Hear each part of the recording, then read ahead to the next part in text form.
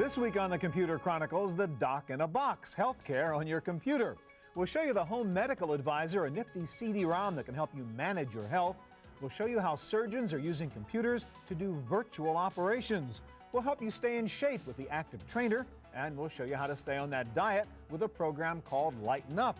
Also a new high-tech system for monitoring your heart rate, plus a website that puts the focus on health, not illness. And my pick of the week, a fascinating software program that you probably already have but never looked at. It's all coming up next on the Computer Chronicles.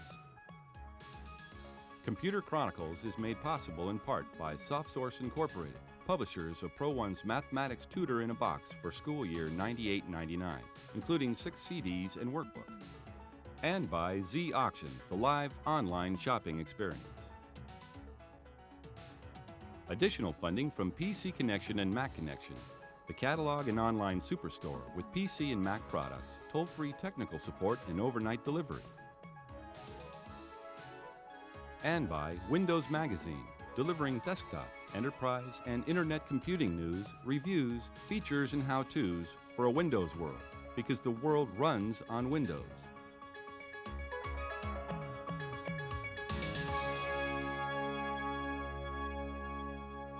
Hi, and welcome to the Computer Chronicles. I'm Stuart Chaffee.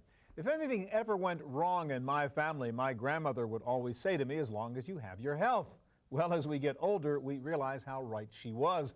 Staying healthy, being slim, staying in good physical shape, eating well have become a big business, in fact. But with computers, we can now take personal control over many of these aspects of health that once depended on others. A good example is a CD-ROM called the Home Medical Advisor, Craig, and that's what we have up on the PC here. What can I do with this? What kind of medical advice can I get? Home Medical Advisor allows you to keep track of your medical history for you and for your family, but it also allows you to diagnose symptoms, illnesses that you or your children may have. It's a diagnostic tool that... All right, let's go through and see how this would actually work. I'm the patient, and you're going to run the computer for me here. Certainly. Let's say somebody in the family is suffering from some symptoms, and I'm trying to figure, is this serious enough to go to the doctor, or can I, treat it at the drugstore? So can I give you some symptoms? Absolutely. All right, chills, dizziness, and fainting. They're the 3 things I see, and I want to know, how serious could this be, or what could the reasons be for this? All right, this module here allows us to do that. We'll go ahead and the symptoms so you put in those 3 symptoms and say analyze? We'll analyze, and basically it'll prioritize which ones seem to be the best So maybe match. you're just suffering from dehydration, or it could be something called orthostatic hypotension, which I don't know what it is. I assume there's a hot link and I can click to get a definition of that. Give you a clear definition here. Okay. It also gives you the cause and actually will give you treatments for that. All right, let's go to something a little more complicated where I need the help from the doctor who sits inside here, okay? A common example is somebody gets chest pain at home, and is it indigestion or am I having a heart attack? Okay. And do I rush to the hospital or do I take some Pepto? Okay, we'll go ahead and bring chest pain up. Basically, a list of symptoms here. We'll say what are some possible causes. Okay, so it could be serious, could be not so serious. Correct. All right, so I don't know what the cause is. We'll do a diagnosis then with a video doctor. Okay. So I got some doctors really come on this. Okay. Have you sustained a fall or recently? No. Okay. Basically, ask you questions based upon your answers. Do you have a history for angina or prior heart attack? No. Okay. No. Is the pain worse when you breathe in? No. No. Would you describe your chest pain as steady, crushing, or heavy and associated with any one or more of the following? Let's say yes. I'm not Yes. sure, but for a moment we'll say yes. All right. Do any one of the following apply to you? All right. Yes, I'm a You're on male over kidney- 37, Yes. so Okay. we would say yes. Possible diagnosis. So basically, after all the questions that you answered, it'll come up with the detailed Okay, saying this could be serious. diagnosis. I mean, this could be a heart attack situation. Certainly. And what do I do next? One of the things is that depending on the severity of the diagnosis, we can go ahead and go to a disease file that will actually tell us what the treatment would be Okay. and the common causes. So this would be useful to say, hey, treat this seriously, you better go see a doctor. Certainly. All right, let me ask you another thing that's interesting I know you can do with the software is talk about drugs. Because sometimes if you're on a prescription drug and then you want to take some other over-the-counter drug, you're not sure whether you should or not. Certainly. How would I do this? Say somebody in my family's on penicillin, Okay. but they've got a cold and they want to go take some cold tablet from the drugstore. And I say, geez, I don't know whether it's safe to do that or not. Okay. Well, what we'll do is we'll go ahead and highlight both those: the 12-hour cold medicine, penicillin, and we'll have the What happens if doctor I put analyze both it. of those in my body at the same time? Certainly. Nothing. Nothing. Yeah. So that's actually okay. But what you can do too is here. If there are any substances that you take in during the day, it will actually look for. All right, it's very interesting. Home medical advisor. Thank you. All right, well, computers are being used for more than just helping individuals keep track of their health. Surgeons are now using the power of 3D computer-generated environments to perform virtual surgery prior to doing the real thing. At the NASA Ames Research Center in Mountain View, California, the power of virtual reality is being applied to simulations of the human body.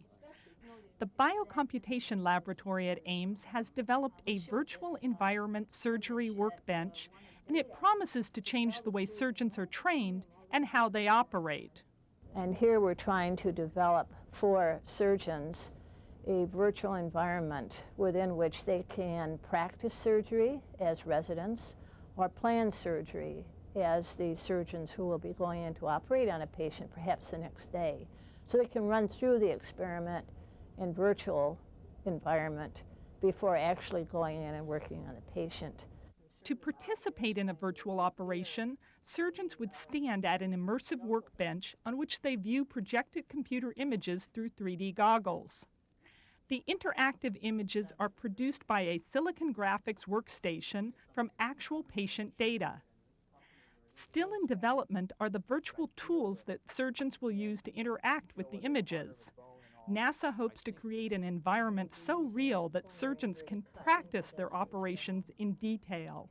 A novice can work with this large image, and then as the person becomes more capable, let's say a resident looking at a particular surgical procedure, you can reduce the size of the image. So that's what makes it valuable in my eyes, is that one can start with a very large image that you can interact with, and as you become more capable, you can reduce it down to a size that is more in keeping with the actual subject. The near realism of the immersive workbench does not, of course, take the place of reality. But for teaching, it doesn't need to. And to plan a real operation, the workbench images are based in reality.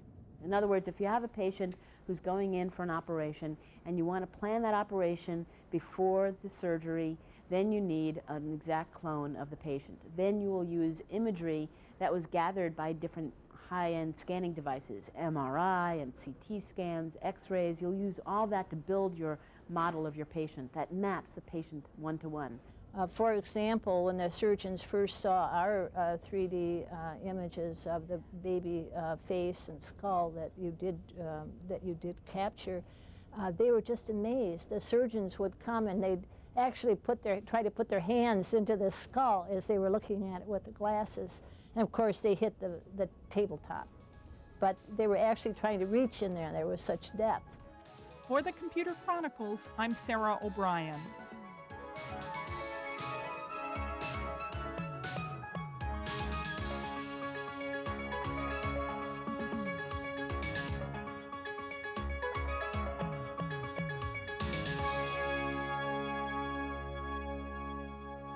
Well, bottom line, staying in good shape involves exercise and diet. We're going to focus on the diet part first and take a look at one program called Lighten Up. And let me ask you about this. This helps me, what, keep track of my nutrition, my diet, make sure I don't gain weight, control my calories and my fats and stuff like that? Right. You know, you are what you eat. And what Lighten Up is, it helps you personalize keeping track of your food and your diet. There are many programs that give you information about food and nutrition, but Lighten Up helps you actually learn about yourself. It lets you personalize your diet. All right, so I put in a profile of who I am and how much I weigh and all the rest of that information about me. So it's dealing with me particularly. It's dealing with you. And what we do is we tell people the minute they start with Lighten Up, they go right to the interview. And in the interview, we let you not only learn about your foods, but you go through a series of questions. It gives you your profile. It tells you what your blood pressure are. It gives you all kinds of information that you put in the information and it gives back information. All right, so it's going to customize a good diet for me in particular, not some generic person. It's not just a generic person. This person here, this actually was me, I have a 16% chance of a heart attack. So that tells me I better watch my diet. Pay attention, and so I started using Lighten Up, and I've had to lose 15 pounds, and I lost it. So. All right, now, is there sort of a summary you get after you do all this and say, hey, these ought to be your goals, you ought to try to reduce this or get more of that? Yeah, you go through this process, and it tells you, you decide do I want to lose weight? Do I want to lose 5 pounds? How many calories do I want? And it'll help me figure out how to do that. It'll set the schedule for you. So it asks you, and after it sets the schedule for you, you immediately go back to our home screen, which is our central navigation point, and it gives you the Smart Health Calendar. All right, let's go in now and say, all right, I kept track of everything I ate yesterday, and I want to know, am I doing a good job or a bad job? So could we pull that screen up? Yeah, right in the Smart Health Calendar, we keep track of all your foods. Here it is. So I had entered all this stuff. You went to, it's a drag and drop, you entered all this information, and on this particular day. We look at the bottom and we see I didn't do so good. I had, my actual calories was more than I should have. Oh, you had a bad day here. My carbohydrates, way more than I should have had. And your saturated fats, were okay, but. And not enough protein. And you had not enough, this was a day which Sounds like a typical day. Typical day, but you set your targets and you didn't meet your targets. Now, what do I do with that information? Say, well, what was wrong with that diet? What should I alter? Well, what we do is we let you go in and say, now that you've entered this information, since our program is all in C++, it's all object-oriented, these are all linked together. So we're able to link this information, and it tells you that here, on that day, well, in calories... The culprit on the calorie side was the spaghetti. 1,389 calories on the spaghetti. So if you were really careful of your calories... The issue is calories, don't eat so much spaghetti. Well, just have smaller portions. But all right, what about some of the other issues? But if your issue isn't just calories, if your issue is saturated fats... It was the manicotti. Don't eat the cheese manicotti. Right. It's not the spaghetti. The spaghetti wasn't the problem with saturated fats. Now you go to cholesterol, well, it's the barbecue chicken. So you can see the change in your diet isn't necessarily saying I'm not going to eat anything. It's not I'm going to change all my diets. People tend to eat the same 100, 200 foods.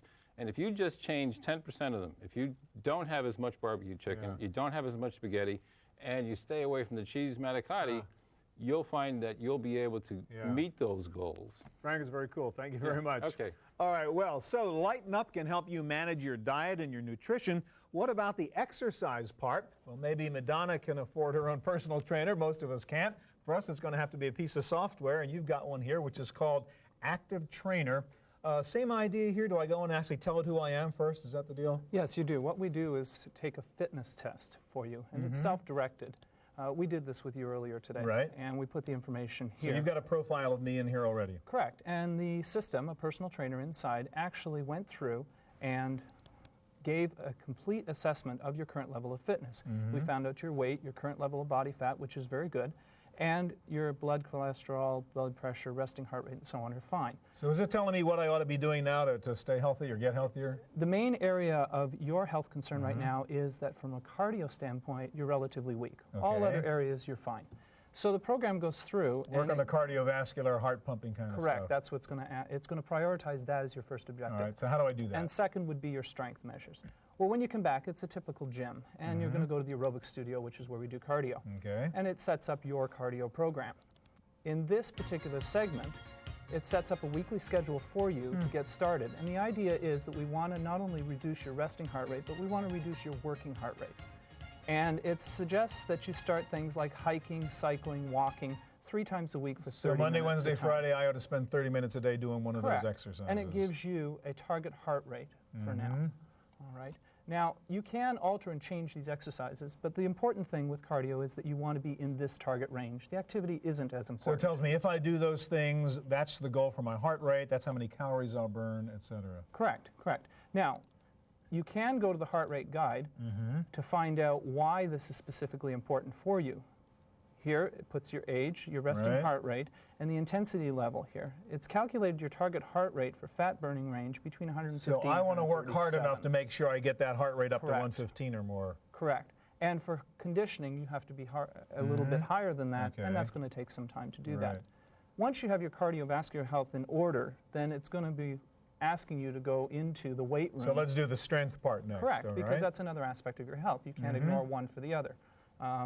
And in here, so it's going to give me a similar kind of program to follow? Absolutely, and you can print out these pages and take them to the gym, or you can follow certain things at home. So does this assume I have a gym to go to and I'm going to go to some place that has all this equipment in it? Our first assumption is that you have a gym to go to. The second assumption is you probably have some home equipment if you don't. All right, so suppose I am going to go to a gym. Does it tell me what exercises to do and how to do them and so on? Here is a 2-day program, highlighted, and these are the different exercises that, again, you could What does print that out. mean, 2-day program? It means that you're going to do different exercises One on day, different one days. thing, next day, different thing. Okay. Correct. So you don't focus on, you can't be in the gym forever. Got it right. The idea is you want to get everything done within an hour. Okay. Here is the exercises that it's suggesting you to do, and it gives you demonstrations of each one, along with the body part being worked. All right. The important thing here is that you have to learn how to do the exercise properly in order not to hurt yourself, and also get the benefit of the exercise. All right, now, normal guy, I may not go to the gym and lift those huge things like that guy was doing. How about if I'm at home and I just want to sort of, do as best I can? Well, let's say, for instance, the bench press, you don't want to do that. You want to do dumbbells instead. You go to the list of exercises, and you click on a body part, the chest. That was a chest exercise, as you saw before in the exercise. So what else can I do to work on the chest area? Well, you can take, for instance, we had push-ups in the thing, but you can actually take dumbbell fly, small dumbbells instead, and drag that to your program. And then you'll click over here and then replace that exercise. Okay, and then so I want to do that one instead. The other one, it has the same value for me. Correct. The same exercises are worked, same muscles are worked. So this I could do at home on a bench and just have some dumbbells like that. That's right. And again, you get 3 different views of the exercises. And we have over 85 minutes of video in here that shows you all these different exercises as to what to do. All right, Kevin, I got my work cut out for me. Thank you very much. All right, well, when you do exercise, you do want to make sure you push yourself, but you don't want to push yourself so hard that you hurt yourself. So one important aspect of managing your health is monitoring your body. In 1995, the International Olympic Committee officially recognized the triathlon as an Olympic sport. For triathletes like Eric Haar, the IOC stamp of approval means recognition, status, and a chance at Olympic gold in the year 2000. The triathlon is a grueling trio of running, swimming, and cycling. To achieve the required endurance and strength, Eric maintains an intensive training schedule, 4 to 8 hours a day, every day. Just as important, he needs to keep training at a certain level, enough to improve without going too far. We tend to overtrain. Triathletes are always broken down, and so the key to not overtraining or undertraining is using a heart rate monitor. It is the only way to accurately assess your intensity level during exercise, so that I don't overtrain or undertrain because I set a heart rate with my polar heart rate monitor and it beeps when I'm exercising too hard and it beeps when I'm not exercising hard enough. Eric straps a polar heart rate monitor to his chest. A transmitter in the waterproof strap beams his heart rate to a watch-sized receiver on his wrist. After training, he can transfer the data to his computer. The polar monitor comes with software to graph maximum, minimum, and average heart rates. Eric keeps a daily log of his heartbeats, whether he is running, swimming, or asleep. During exercise, my heart rates are traditionally, if I run up a hill, it's 120. If it's 140 the next day, I know that I'm overdoing it or if I'm getting sick. So my polar heart rate monitor can literally predict whether or not I'm overtraining or getting sick. For example, Eric has an arsenal of gadgets to help him train, from an indoor cycling simulator called a CompuTrainer to a hyperbaric inflatable bag that surrounds him with oxygen-rich air. His latest recovery device is a coffin-like high-altitude sleep chamber. But whether he is training or sleeping, Eric tries to keep his heart pumping at an ideal rate. It is the best indicator of his athletic performance and health. If I'm trying to burn body fat, I keep my heart rate between 100 and 130 beats a minute. If I'm trying to gain fitness, I keep it between 130 and 150. There are specific heart rate zones and intensity levels for certain goals. So if someone's trying to lose body fat, they keep their heart rate lower and work out longer. If someone's training for a race, keep it higher, but do it shorter. That's why it's so valuable. For the Computer Chronicles, I'm Sarah O'Brien.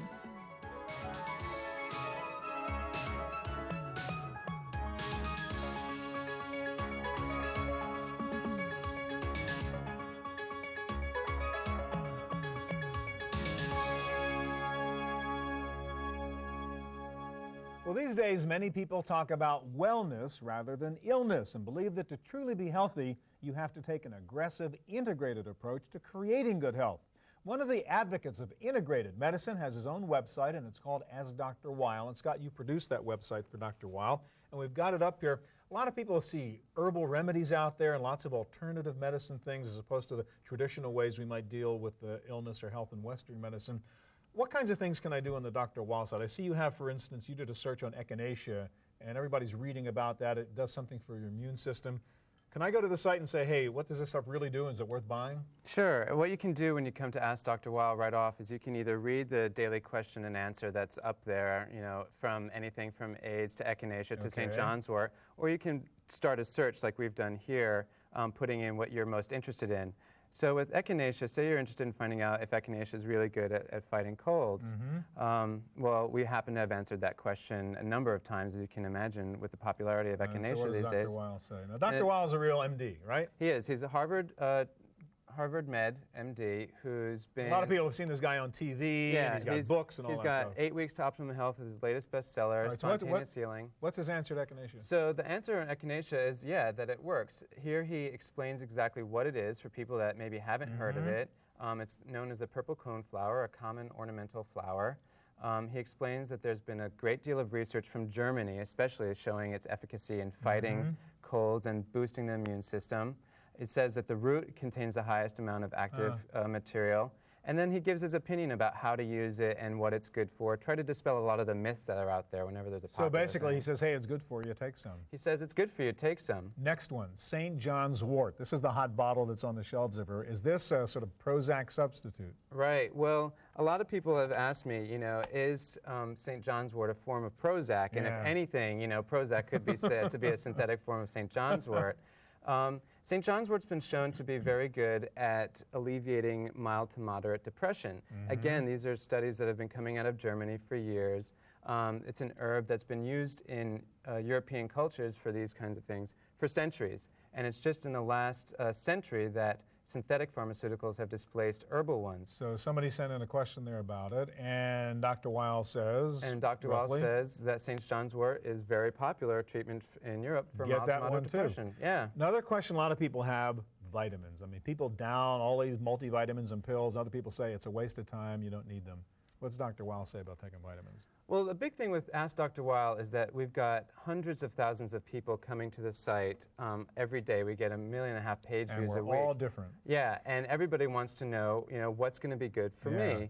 So what we have here is something called the Vitamin Advisor. And by answering a series of questions, you build a profile of... Right, and I did that earlier. I went on your website and told Dr. Weil who I was and said, okay, what should I be taking in terms of vitamins? Exactly. And what you can do is then you answer these questions. Are you male? Are you female? Where do you live? What kind of stresses are you under? And then at the end, you get a personalized profile that explains exactly what you do need to be taking and how often.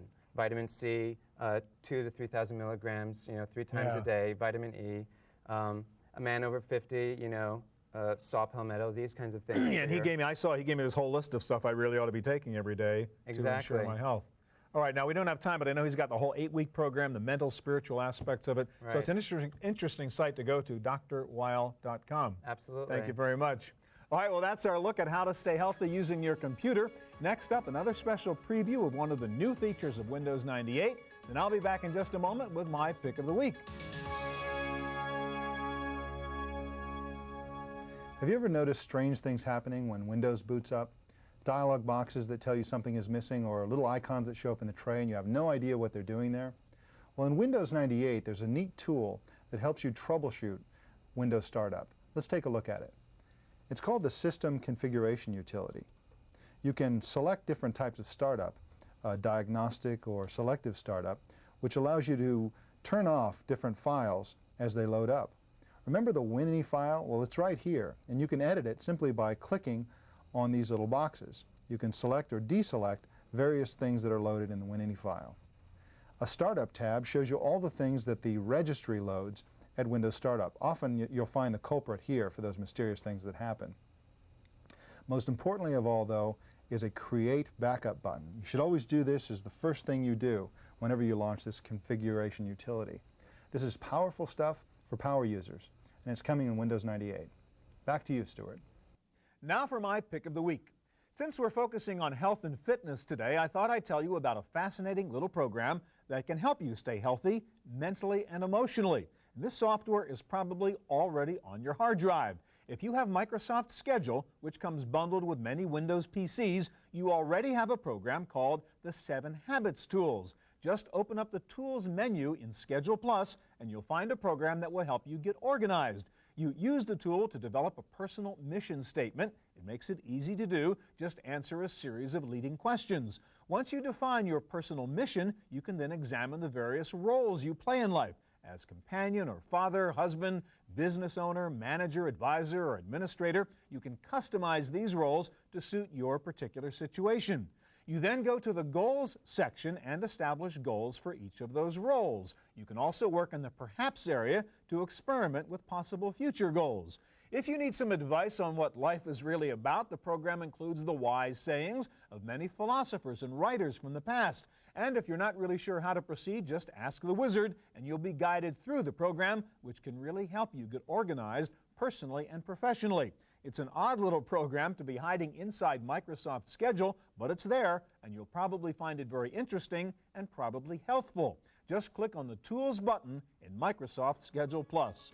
That's it for this edition of the Chronicles. We'll be back again next week with more of the latest in hardware, software, and the net. If you need any more information about anything you saw today, please go to our website at cmptv.com. Thanks for joining us, and I hope we'll see you here again next time. Computer Chronicles is made possible in part by SoftSource Incorporated, publishers of Pro One software, educational software for young adults. And by Z Auction, the live online shopping experience. Additional funding from PC Connection and Mac Connection, the catalog and online superstore with PC and Mac products, toll-free technical support, and overnight delivery. And by Windows Magazine, delivering desktop, enterprise, and internet computing news, reviews, features, and how-tos for a Windows world, because the world runs on Windows. To purchase a videotape copy of today's program, call toll-free 1-888-310-7850. Please specify the show number and the topic. Earlier this year in Boston, the first juvenile charged with computer hacking was arraigned. Whose computer system did he break into? Was it an airport control tower, the Massachusetts State Police, Boston City Hall, or the legal seafood restaurant chain? The growth of the Internet is in a large part the result of a network standard called TCP/IP. In that phrase, IP stands for Internet Protocol. What does TCP stand for? It's all coming up next week on the Computer Chronicles.